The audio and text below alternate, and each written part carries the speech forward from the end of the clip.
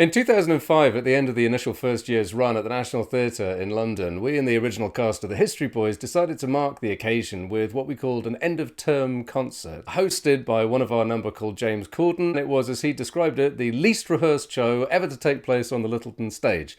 I used to have a very bad audio recording of this event, and I thought I'd lost it forever, until recently Sam Barnett told me that he still had his recording and he let me make a copy. And I'd like to share with you the piece that I performed that night, in the hope that you enjoy hearing it for the first time as I enjoyed looking back on it. As the piano-playing history boy, I thought it would be a bright idea to try and recreate John Cleese's telling of the history of Charles I and Oliver Cromwell along to the tune of the Chopin Polonaise No. 6 in A-flat, except I'd not only be doing the words, I'd be playing the piano as well. I remember being terrified going on to perform it because I wasn't sure it was going to work at all, apart from anything because I had to crowbar in a pretty overlong and involved backstory near the beginning to make it work as the character. I'll write it down.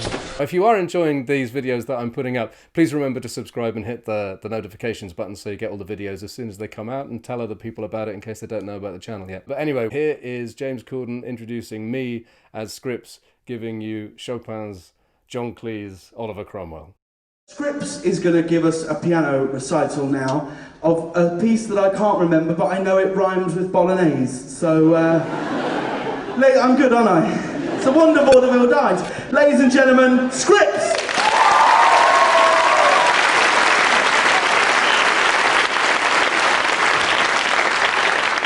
Thank you very much for the Chopin Polonaise, number 6 in A-flat. Thank you.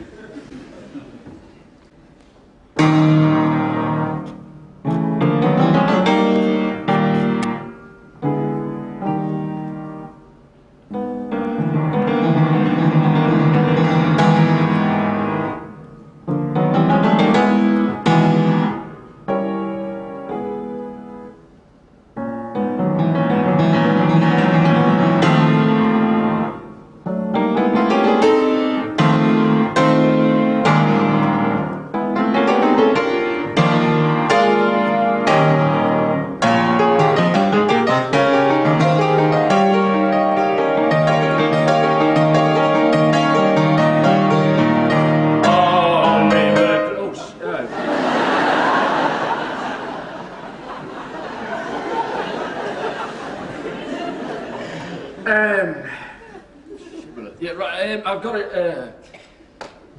I'm going up to Magdalen College, Oxford, in the autumn to do history, but music's going to be my second subject, and this is the piece I was going to play at the bursary audition. And you know when you've got a lot of things to learn in a short space of time, different techniques of cramming stuff in your head. Well, I wanted to get cracking on this, but at the time there was the history exam, and I was having a bit of trouble with the Civil War. So what I did, sort of to kill two birds with one stone, I set the account of the political upheaval in England in the 17th century along to this tune. And I've not got around to separate it. Now I can't actually play it without doing it. So if you just ignore the story of Charles I and Oliver Cromwell, the Polonaise will come shining through. So I'll go from the tune. Right, so the most interesting thing about Charles I, we're going to do this, is that he was 5'6" tall at the start of his reign.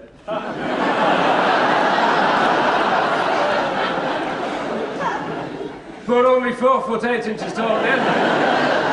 Because of Oliver Cromwell, Lord Protector of England, Puritan, born in 1599 and died in 1658. September, who was at first only MP for Huntingdon, but then he led the Ironside Cavalry at Marston Moor in 1644 and won.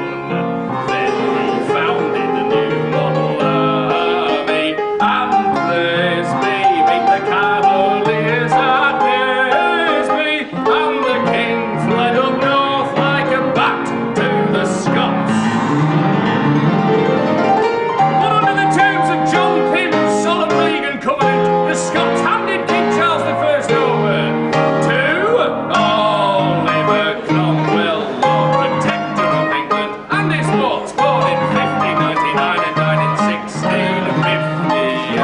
F, D,